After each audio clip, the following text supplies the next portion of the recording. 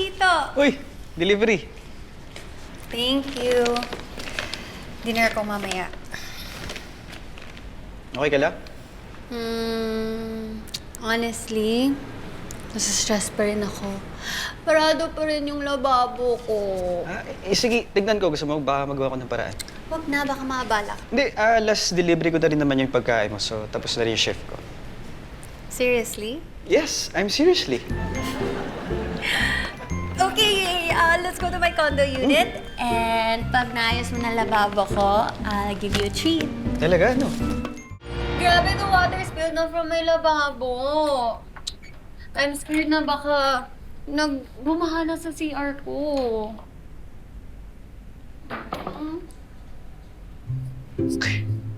Mag-evacuate ka ba? Na? Ay, sorry sa kalat. Sabi ko sa'yo, wala na akong yaya, kaya wala na naglilinis para sa akin. Hindi ko alam kung ano. Paano ba yan? Alam mo, madali lang naman maglinis ng bahay. Basta tandaan mo na magligpit agad. Pagbangon mo sa kama, ligpit ka agad. Pag may tatapos ka kumain, ligpit ka agad. Pag may tatapos kang gamitin, ligpit agad. Madalas busy kasi ako sa work or kaya pagod na ako, kaya I can't clean up. Ano nga ba kaya mo yan? Sabi mo, kaya mo magsarili. Oo. Pero ang hirap mag-adulting. Wala, hindi ba pa talaga pwede mag-asawa? Ha? Anong connection?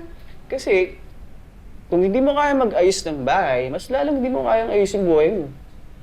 Actually, that makes sense. Tignan ko muna yung lababo sa CR mo. Saan? Yes. Wait lang. Uy, naayos ko na yung mga bara sa lababo. Bumili ka ng tayo para sa drain para hindi na ulit magbara, ha? Uy, ayos ka lang ba?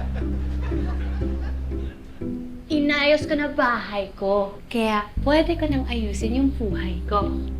Aba, linis ha? Eh, pwede ka na mag-asawa.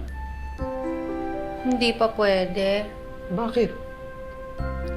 Di pa marunong magluto. Gusto mo may person na magturo sa'yo, di ba? Bakit? May kilala ka ba? Oo naman. Ay, gusto ko po ng buko juice. Oo, sige. Papabilin lang ako kay Robert ng kay Jomar. Ay, wala si Robert. Sinamahan sila, baby. Namamalengke. Sige. Ako na lang bibili. Ikaw, gusto mo? Oo, pwede naman. Usamahan mo ng pangbuko salad, ha? Oo, sige. Tay! Oh. Tay, may bisita tayo. Oy! Pasok! Pasok! Umupo kayo. Magkasama kayo? Eh kasi tay, gusto matuto nito ni Karen magluto. Pinapunta ko, tuturuan ko. Thank you po ulit, Ma'am Elsa. You're welcome. Ay, tutulong ako, ate. Ay, buti ka pa. Marunong ka na magluto? Ay, hindi. Pero marunong ako tumikin. Galing yan. Expert.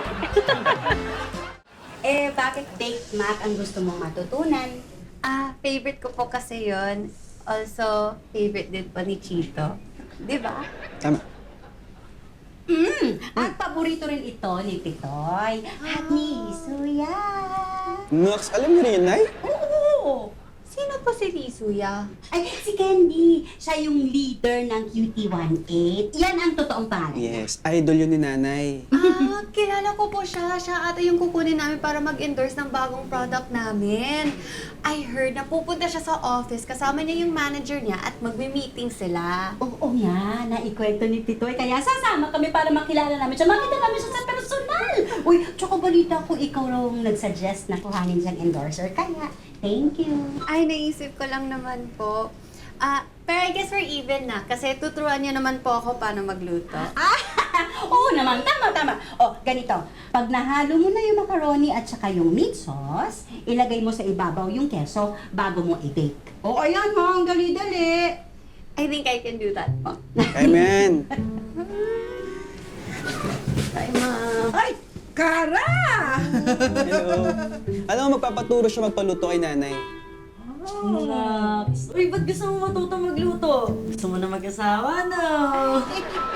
Yan din pa yung sinabi ni Chito. Ang sabi niya pa sa akin is maglinis din ako ng bahay. Kasi pag hindi daw marunong mag-ayos ng bahay, hindi rin kaya mag-ayos ng buhay. Ayun na, you're so smart! ba?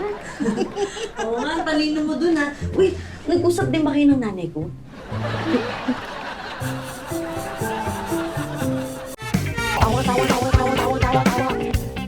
You know!